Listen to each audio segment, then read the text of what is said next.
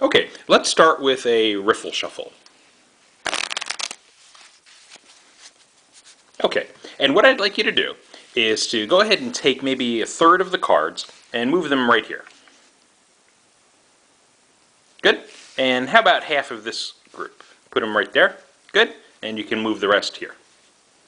Okay, now, you went ahead and you cut those cards, so do you know what the top card is in each one of these piles? No. Yeah, me neither. But I'm going to try to guess one of them. Actually, I'll try to guess all three of them. But if I can get one of the three, I'll be happy. I'm going to start with this one.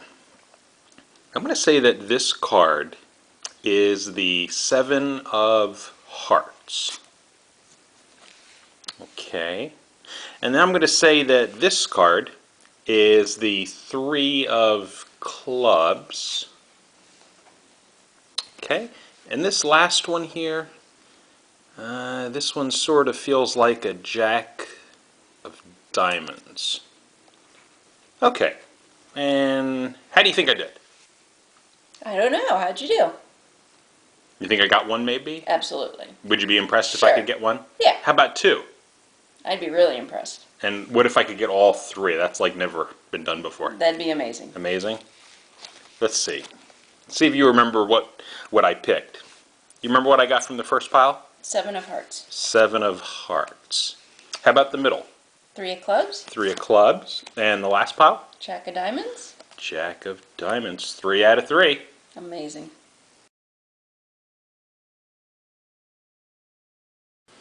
One ahead. This is another card trick from Joshua Jay's Amazing Book of Cards. This trick actually is one that's included on the DVD that comes with the book.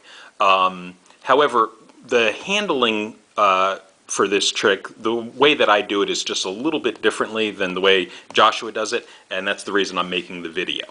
So it begins with a deck of cards, and you'll remember that I started off by doing a riffle shuffle, okay? Because I'm trying to convince the participant that I have a fair deck of cards.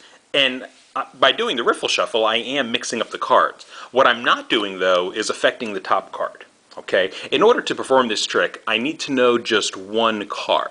You'll remember that at the end of the trick, I impress the participant by naming all 3 cards.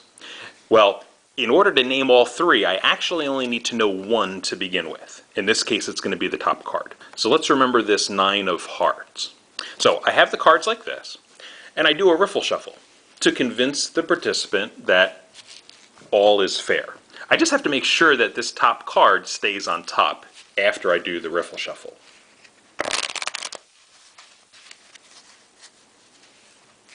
And if you noticed, I made sure that that 9 stayed on top.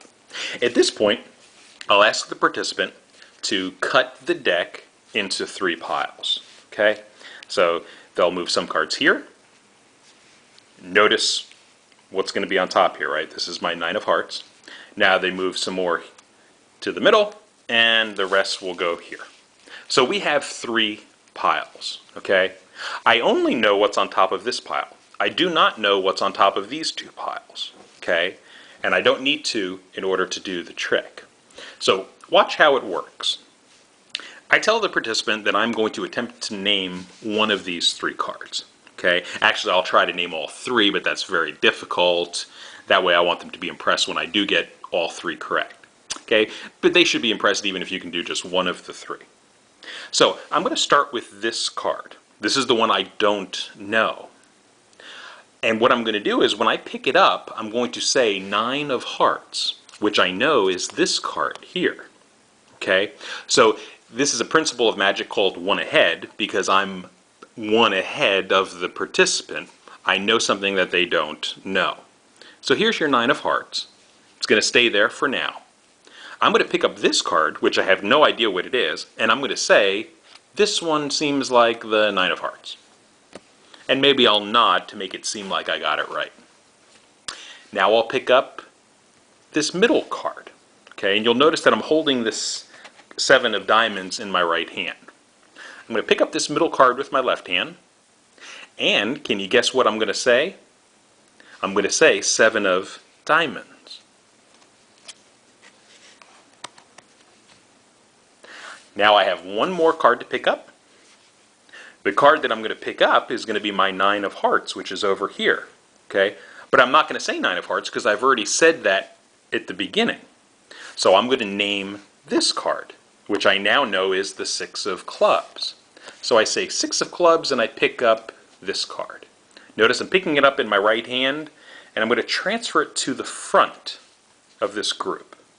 Okay? Now, at this point, the way Joshua J does it is he has you lay down the cards, okay, in the order. So the 9 of hearts would go here, right? 7 of diamonds, 6 of clubs, right? Well, the only problem with that is that this 9 of hearts isn't supposed to be in this position, is it? No, this 9 of hearts is supposed to be here because that was the 9 of hearts is supposed to be the card that I picked up first, okay? So I find that to be a bit of a problem if I take this card and I say this is the 9 of hearts, right? Because this first card that I chose is supposed to be the 9 of hearts. So here's what I would suggest you do. Take your cards, close them up, and lay them down for just a sec. Let me move these back, okay? Take your 3 cards, close them up, lay them down. And then talk to the participant for a minute. Say, okay, do you think maybe I got one of those, 2? No chance I got all 3, right? Pick the cards back up, okay? But instead of spreading them like this, the way they were before, reverse the spread. So pick up the cards and spread them like this. Now, this looks very strange to you and I, because we're used to seeing a pip in the top right corner here, right? This looks very strange. But to the participant, it actually won't look strange. It'll be this instead of this, right? What's the difference? There really isn't a difference between that and that. So, you pick up the cards, you reverse spread them, and you see the reason for doing that.